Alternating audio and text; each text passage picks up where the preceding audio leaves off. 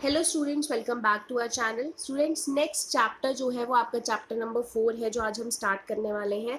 Chapter number 4 is linear equations in two variables. ठीक है, तो हम यहाँ पे नाम से ही पता लग रहा है कि हम लीनियर इक्वेशन की बात कर रहे हैं और वो इक्वेशन जो है वो टू वेरिएबल्स में है, दो वेरिएबल्स उस इक्वेशन में है। सबसे पहले लीनियर इक्वेशन आपने पढ़ा था, पॉलिनोमियल्स में भी मैंने आपको पढ़ाया था। लीनियर इक्वेशन क्या होती है? जिस पॉलिनोमियल की डिग्री जो है वो 1 होती है उसको लीनियर इक्वेशन बोलते हैं। मतलब किसी भी वेरिएबल की पावर 1 से ऊपर नहीं जा सकती है, राइट। अब टू वेरिएबल्स हैं तो मतलब एक एक्स वेरिएबल होगा, एक वाई वेरिएबल होगा। ठीक है, स्टैंडर्ड फॉर्म लीनियर इक्वेशन की ये होती है A X plus B Y plus C is equal to 0। C constant है, एक वाई वेरिएबल है, एक एक्स वेरिएबल है। ठीक है, एक्स के साथ वाला ए, वाई के साथ वाला बी, ये आपका कांस्टेंट। ठीक है, तो इतना ही आपको भी पता होना चाहिए इस चैप्टर की स्टार्टिंग करने के लिए। हम एक्सरसाइज 4.1 से स्टार्ट करते हैं, समझते हैं कैसे होगा। सबसे पहले 4.1 के क्वेश्चन नंबर 1 देखिए। फर्स्ट क्वेश्चन में आपको पूछा, the cost of notebook is twice the cost of a pen. Notebook की कॉस्ट पेन की कॉस्ट की ट्वाइस है। Right the linear equation two variables to represent this statement. इस स्टेटमेंट को रिप्रेजेंट करने के लिए linear equations in two variables हमें लिखना पड़ेगा, राइट। सबसे पहले नोटबुक एंड पेन की कॉस्ट के बारे में बात हो रखी है, तो हम सपोज कर लेते हैं let the cost of the notebook rupees X and let the cost of pen be rupees Y. दो वेरिएबल लेने हैं तो हमने दो वेरिएबल ले लिए। अब अकॉर्डिंग टू क्वेश्चन बोला है नोटबुक की कॉस्ट यानी कि एक्स की cost is equal to twice यानी कि 2 into cost of pen, 2 into Y. अब सिर्फ यही नहीं छोड़ सकते हैं, हमें इसको लीनियर इक्वेशन में बनाना। लीनियर इक्वेशन ये होती है, तो इसको आप लेफ्ट हैंड साइड पे लेके आएंगे x minus 2y is equal to 0। तो अब इससे ज्यादा और सिंप्लीफाई नहीं हो सकता, ये आपकी लीनियर इक्वेशन है and this is your answer.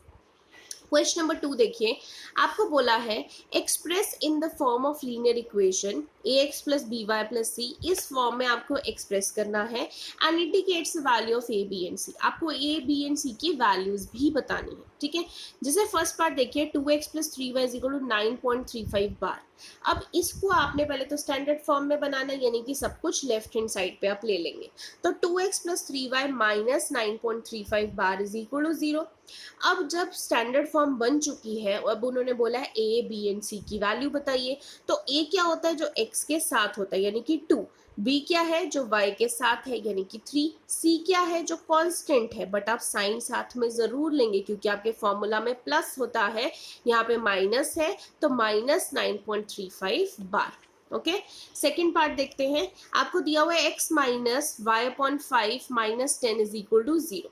अब यहाँ पे फ्रैक्शन है तो पहले हम सपोज कर लेते हैं, एलसीएम ले लेते हैं।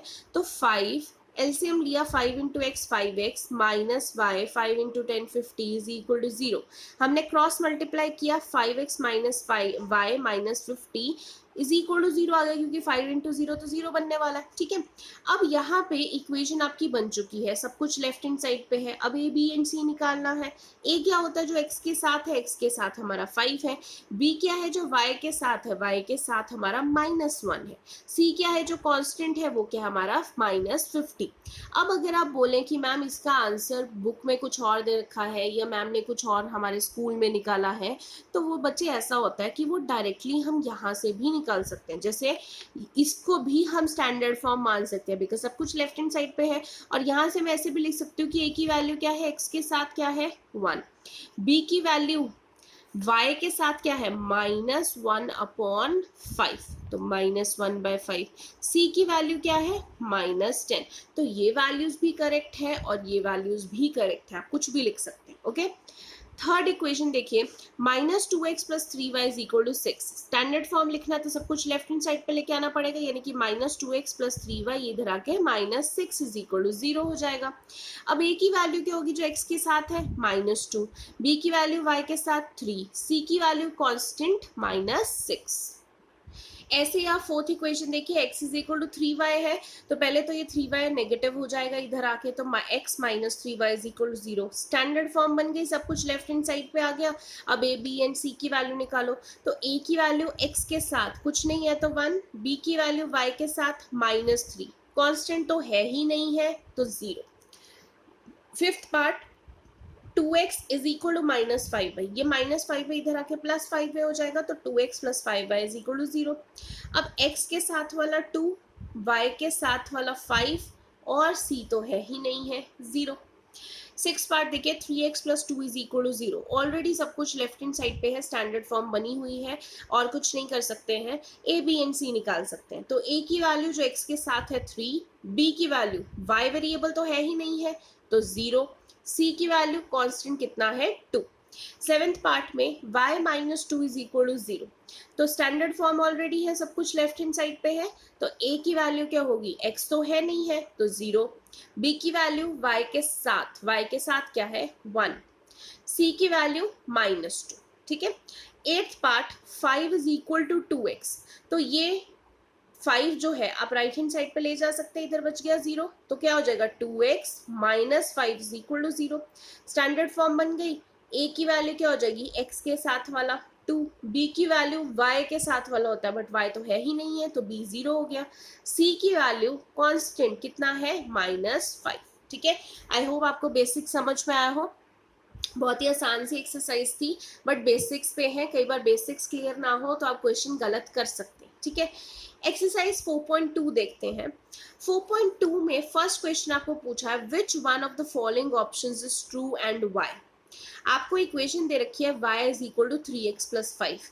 इस इक्वेशन के यूनिक सॉल्यूशन होंगे, ओनली 2 सॉल्यूशन होंगे, इनफाइनाइट मेनी सॉल्यूशंस होंगे, ये आपको बताना है। तो आप पहले तो मतलब समझिए। देखिए यूनिक सॉल्यूशन का मतलब होता है कि एक ही आंसर आएगा, मतलब यहाँ पे 2 वेरिएबल हैं x और y, तो x की भी एक ही वैल्यू आएगी, y की भी एक ही वैल्यू आएगी, ये होता है यूनिक सॉल्यूशन। ओनली 2 सॉल्यूशन मतलब x की भी 2 वैल्यूज, y की भी 2 वैल्यूज। इनफाइनाइट मेनी सॉल्यूशन मतलब x की भी बहुत सारी वैल्यूज निकल सकती हैं, y की भी बहुत सारी वैल्यूज निकल सकती हैं।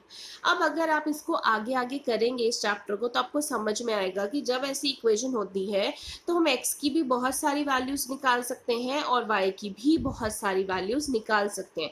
अब ये कैसे होगा ये आपको अगले ही क्वेश्चन में समझ में आ जाएगा, बट अभी के लिए y is equal to 3x + 5, इसका आंसर क्या है, it has infinite many solutions as for every value of x there is a value of y। आप कुछ भी x की वैल्यू डालेंगे तो आपकी y की वैल्यू निकल ही जाएगी, तो मतलब इनफाइनाइट x की वैल्यूज डालते जाएंगे तो इनफाइनाइट y की वैल्यूज निकलती जाएंगी। राइट। अब इसको डिटेल में समझने के लिए ना अगले क्वेश्चन से आपको क्लियर हो जाएगा कि ऐसा कैसे होता है। ठीक है। क्वेश्चन नंबर 2 देखते हैं। Right 4 solutions of the equation. Question number 2 में आपको 4 सॉल्यूशन निकालने हैं इक्वेशन के, हर एक इक्वेशन के। मैं आपको फर्स्ट पार्ट करके दिखा रही हूँ, बाकी पार्ट आप खुद करेंगे। तो फर्स्ट पार्ट में आपकी इक्वेशन है 2x + y is equal to 7। तो इसमें अब मुझे 4 सॉल्यूशन निकालने। 4 सॉल्यूशन का मतलब x की भी 4 वैल्यूज, y की भी 4 वैल्यूज मुझे निकालनी है। सबसे पहले मैं क्या करूंगी, कुछ भी पुट कर सकती हूँ, या तो मैं y को कुछ पुट कर सकती हूँ या मैं x को कुछ पुट कर सकती हूँ। मैंने यहाँ पे y को पुट कर दिया, y को 3 पुट कर दिया। मुझे पता है क्योंकि 3 इधर जाके माइनस होगा, ये 4 बन जाएगा, फिर 2 से डिवाइड हो जाएगा, इसलिए मैंने 3 पुट किया। ठीक है। ये आपको माइंड में कैलकुलेट करना पड़ेगा क्या पुट करें कि पूरा का पूरा डिवाइड हो जाए। x यहाँ पे 3 पुट कर दिया, 2x + 3 इज इक्वल टू 7। 3 उधर जाके माइनस हो गया, 7 - 3 4 हो गया। अब 2x is equal to 4, x की वैल्यू क्या आ जाएगी 4 डिवाइड बाय 2, x की वैल्यू 2 आ जाएगी। मतलब एक y की वैल्यू डाली तो एक x की वैल्यू निकल आई। अगला, इसी इक्वेशन में अगर मैं x 0 डाल दूं, let x is equal to 0, तो यहाँ पे 0 डालते हैं, 2 × 0 + y इज इक्वल टू 7। तो 2 × 0 तो 0 बन गया, y की वैल्यू क्या आ गई 7, यानी कि फिर से मैंने x कुछ डाला, y निकल गया। एक बार और देख लेते हैं। y की वैल्यू मैंने 1 डाल दी, यहाँ पे 1 उधर जाएगा तो 7 - 1 6 हो जाएगा। 2x is equal to 6, x की वैल्यू क्या आ जाएगी 3। फिर से y डाला तो x निकल आया। एक और देख लेते हैं। y की वैल्यू 5 डाल दी, तो यहाँ पे 5 डाल देंगे, 7 - 5 2, 2x is equal to 2, x की वैल्यू क्या आ जाएगी 2 डिवाइडेड बाय 2 1। राइट। अब आपने देखा ना कि जितनी बार भी हम वैल्यूज डाल रहे हैं, चाहे y की चाहे x की, तो हमारे पास x एंड y की वैल्यू निकले ही जा रही है। तो अभी तो क्वेश्चन में बोला था 4 सॉल्यूशंस, इसलिए मैंने 4 निकाल दिए। आप तो कितने भी निकाल सकते हो, इसीलिए पिछले क्वेश्चन में इस इक्वेशन के इनफाइनाइट मेनी सॉल्यूशंस थे। राइट। अब आपने यहाँ पे देखो, अब आप बोलोगे कि जो वैल्यूज मैंने डाली हैं क्या वही आपने लिखनी है? नहीं, जरूरी नहीं है। आप यहाँ पे कुछ भी वैल्यूज डाल सकते हैं और कुछ भी आंसर निकाल सकते हैं। बस कोशिश कीजिए कि आपका आंसर फ्रैक्शन में या डेसिमल्स में ना आए, आपका आंसर होल नंबर में आए। रीजन उसका ये है कि आपको प्लॉट करने ईजी रहते हैं ग्राफ पे। अब यहाँ पे तो चलो आपको प्लॉट करने को नहीं बोला है, बट आगे क्वेश्चन में प्लॉट करने को भी बोला होगा, तो ग्राफ पे प्लॉट करना आसान रहता है, इसलिए मैं आपको बोल रही हूँ कि होल नंबर में आप निकालें। ठीक है, इसके बाकी पार्ट्स आप खुद करेंगे। क्वेश्चन नंबर 3 देखते हैं। Check which are the following solution of the equation and which are not. आपको चेक करना है कि जो ये वैल्यूज दे रखी हैं इनमें से कौन सा इस इक्वेशन का सॉल्यूशन है और कौन सा नहीं है। अब सबसे पहला पार्ट, जैसे 0,2 लिखा हुआ है, मतलब x की वैल्यू 0 डालनी है, y की वैल्यू 2 डालनी है, आपको बताना है कि सॉल्यूशन है या नहीं। तो कैसे पता लगेगा? देखो, x minus 2y is equal to 4 आपकी इक्वेशन है, मैंने x की जगह 0 डाल दिया, -2 y की जगह क्या डाल दिया? 2 इज इक्वल टू 4। तो -2 इंटू 2 इज -4, -4 और इधर था 4, ये तो बराबर नहीं है, it is not equal. Left hand side is not equal to right hand side, it means 0,2 is not the solution of the equation. ऐसे ही मैंने फोर्थ पार्ट आपको करके दिखाया, बीच में सेकेंड एंड थर्ड पार्ट आप खुद करेंगे। फोर्थ पार्ट में आपको √2 एंड 4√2, पहले वाला x होता है फिर y होता है, तो मैं यहाँ पे x की जगह √2 डाल रही हूँ, -2 y की जगह 4√2 डाल रही हूँ। √2 -2 4 8, 8√2, √2 में से 8√2 माइनस करेंगे तो -7√2 आ जाएगा। अब लेफ्ट हैंड साइड का आंसर -7√2 है, राइट हैंड साइड का आंसर 4 है। This is not equal, they are not equal. 4 is equal to 4 होना चाहिए था, तो ऐसे में √2, 4√2 is not the solution of the equation, ये इक्वल नहीं है। ठीक है, तो जहां पे इक्वल आएंगे वहां पे सॉल्यूशन है, जहां पे लेफ्ट हैंड साइड और राइट हैंड साइड इक्वल नहीं आती है वहां पे सॉल्यूशन नहीं है। ठीक है, फोर्थ क्वेश्चन देखते हैं। Find the value of k if x is equal to 2 y is equal to 1 is the solution of the equation. आपको k की वैल्यू निकालनी है, x की वैल्यू 2, y की वैल्यू 1 डालनी है। तो 2 x की जगह क्या डालेंगे? 2 + 3 y की जगह क्या डालेंगे? 1 is equal to k। 2 2 4 + 3 into 1 3 is equal to k। k की वैल्यू 4 + 3 7। सिंपल है। ठीक है, तो आपका एक्सरसाइज 4.2 भी यहाँ पे खत्म होती है। जो पार्ट मैंने छोड़े हैं वो आपने खुद करने हैं, ये आपका होमवर्क है। एक्सरसाइज 4.3 का सिर्फ फर्स्ट क्वेश्चन मैं अभी स्टार्ट कर रही हूँ, ज्यादा नहीं करेंगे। एक्सरसाइज 4.3 में फर्स्ट क्वेश्चन है, draw the graph of each of the following linear equation in 2 variable. अब आपको जो लीनियर इक्वेशन दे रखी है आपने इसका ग्राफ ड्रॉ करना है। तो देखो, अगर आपकी इक्वेशन है x + y is equal to 4, graph draw करना है ना, तो ग्राफ ड्रॉ करने के लिए आपको चाहिए होते हैं कोऑर्डिनेट्स। कोऑर्डिनेट्स चाहिए होते हैं तो मतलब आप कितने निकालोगे, कितने पॉइंट निकालोगे? देखो, मिनिमम 3 निकालने होते हैं, 3 से ज़्यादा 4 भी निकाल सकते हो, बट 3 भी पॉइंट निकालोगे तो चलेगा। अब पॉइंट निकालने का मतलब क्या है, जो मैंने पहले सिखाया था कि x को कुछ भी पुट कर दो y निकल आएगा, या y को कुछ भी पुट कर दो x निकल आएगा, तो वही आपका पॉइंट निकालने का मतलब है। जैसे मैंने यहाँ पे x + y is equal to 4 है, इस इक्वेशन में मैंने लेट कर लिया कि x1 ले लिया, तो x1 ले लिया, 1 + y is equal to 4, y की वैल्यू 4 - 1 3 आ गई। ऐसे x को 2 लेट कर दिया, 2 + y is equal to 4, y की वैल्यू 4 - 2 2 आ गई। ऐसे ही मैंने x को 0 लेट कर दिया, 0 + y is equal to 4, y की वैल्यू 4 आ गई। अब मैंने x को लेट किया, y को भी लेट कर सकते हैं, कोई इशू नहीं है। ठीक है, मैंने बस 3 पॉइंट निकालने थे, वो कैसे भी।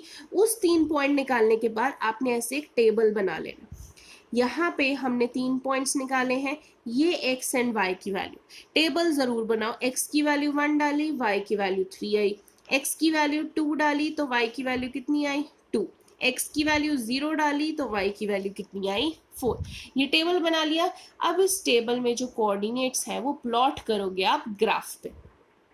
तो इसी का मैंने ग्राफ बना दिया। देखो, कार्टेशियन प्लेन हमने बना लिया है। अब हमारे पास पॉइंट्स कौन से थे? सबसे पहला पॉइंट 1,3 था, तो x1 y3, तो यहाँ पे आएगा 1,3।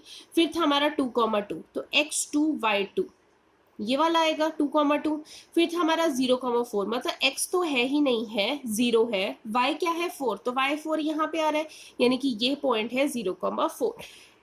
अब जब 3 पॉइंट्स बन जाते हैं, अगर वो तीनों पॉइंट एक ही लाइन पे आ रहे हैं तो आपको समझ में आ जाना चाहिए कि आपने करेक्ट सॉल्व किया है। अगर तीनों पॉइंट एक लाइन पे नहीं आ रहे हैं ना ग्राफ ड्रॉ करते हुए, इट मीन्स आपने कोई ना कोई वैल्यू गलत निकाली है। आप अपनी वैल्यूज को दोबारा चेक कर लीजिए। ठीक है, कैलकुलेशन मिस्टेक हो सकती है। तीनों पॉइंट्स को जब मैंने ज्वाइन कर दिया, एक ही लाइन बन चुकी है। आपने ये लाइन ड्रॉ करनी है और वो लाइन प्लीज छोटी सी मत बताना, वो दोनों एक्सिस को कट करनी चाहिए। मेक श्योर कि वो दोनों एक्सिस को कट कर सके, एक्स को भी और वाई को भी। फिर आपने उस लाइन को ऐसे एरो दे के इक्वेशन लिख देनी है। इक्वेशन क्या थी, किसकी बनाई है, x plus Y is equal to 4। तो इक्वेशन आपने जरूर लिखनी है, ठीक है। अब इसके जो बाकी पार्ट्स हैं वो आप होमवर्क में करेंगे। सो आज का आपको होमवर्क समझ में आ चुका है कि जितना मैंने अभी एक्सरसाइज 4.3 तक करवाया है उसमें जो पार्ट्स मैंने छोड़े हैं वो पार्ट्स आपको कंप्लीट करने हैं। और आपने क्वेश्चन नंबर 4.3 का क्वेश्चन नंबर 1 के सारे पार्ट्स करने हैं और उनको ग्राफ पे भी ड्रॉ करना है।